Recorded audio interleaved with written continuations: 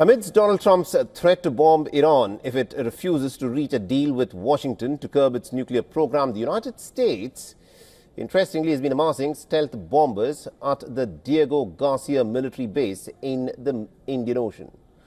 Now, according to satellite imagery, at least about 3 B-2 Spirit bombers have already arrived at the strategic US-UK outpost. Now, these stealth bombers flew in from Whiteman Air Force Base in United States' Missouri. While media reports claim that 4 more jets are on their way to the island, the B-2 stealth aircraft are used for precision strikes that can evade air defense systems.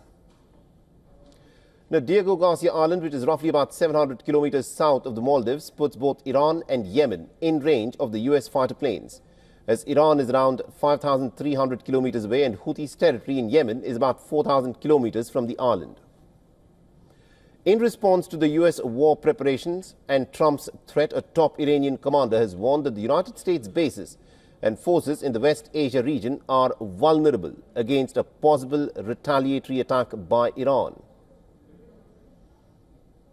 The Americans have at least 10 bases and 50,000 forces near Iran. This means they are sitting in a glass room. Someone sitting in a glass room would not throw rocks at others. The warning came just a day after Iran's Supreme Leader Ayatollah Ali Khamenei vowed to respond to any act of aggression against Iran, as Tehran has rejected the ultimatum and threats issued by the United States about its nuclear program. Now, according to reports, the Iranian armed forces have called for a preemptive strike if needed on the Diego Garcia military base before the United States uses it to target the Islamic Republic. The discussions on such preemptive strikes intensified amongst the Iranian military commanders after the United States deployed its bombers on the island. Recently, the Aerospace Division of Iran's Islamic Revolutionary Guard Corps unveiled its Missile City, claiming that it is just one amongst the hundreds of such facilities in the country. However, Iran's longest-range missiles are reportedly capable of striking targets up to 2,000 kilometers. Currently, Iran does not have an intercontinental ballistic missile, that is the ICBM.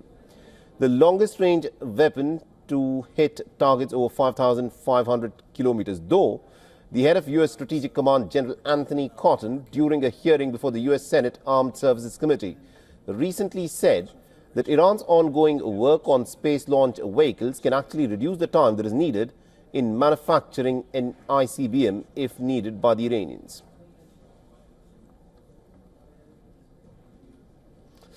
All right, now to give us more perspective in terms of what is happening and why the Americans are carrying out this build-up on the Diego Garcia Islands, we're joined by Mr. Chris Doyle, who's the Director of Council for Arab-British Understanding. Mr. Doyle, thank you very much indeed for joining us on this broadcast and beyond. So let me in fact start off by asking you this. What do you think is driving this American build-up in the Diego Garcia Islands? Is this preparation for some kind of a preemptive attack on Iran, or is this posturing on part of the Americans? It could be a number of things. I think that at the moment it looks like it is part of President Trump's maximum pressure campaign. He has started to impose harsher sanctions on Iran. He has issued stern warnings about Iranian actions in the region.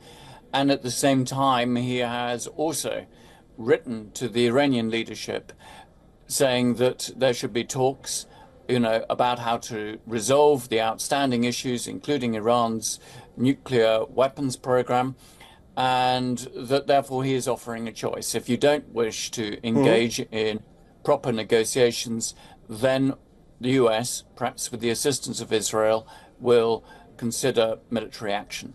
So I think that there is a lot of bluster at the moment. It's very hard to tell what is bluster from actual intent. Now, a number of American allies, a lot of these Arab nations within the region have said that they will not give the Americans the access to use the bases that they have there if attacks on Iran is what the United States wants to carry out. How do you think the United States will overcome this? Because a lot of these Arab nations are saying that if there is an attack on Iran, then a lot of these Arab nations will not have drinking water because of nuclear contamination.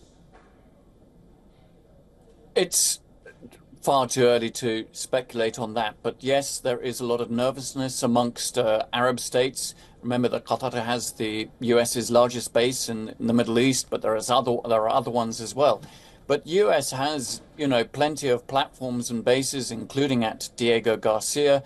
It also has access to non-Middle Eastern bases that it could use, as well as, of course, an extensive aircraft carrier fleet. Of course, it does depend on the sort of nature of military operations that the US considers that it's going to engage in. Is this going to be a full-scale war that will go on for months and months?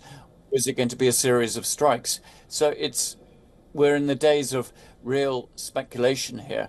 I think what's really important is that all those who don't want to see such a devastating war break out exert whatever pressure, encouragement to all parties to get round the table and to sort this out, because the consequences of a military escalation for the world, quite frankly, would be huge. All right. Thank you very much indeed, Mr. Doyle, for joining us with that perspective then. A pleasure. For all the latest news, download the WION app and subscribe to our YouTube channel.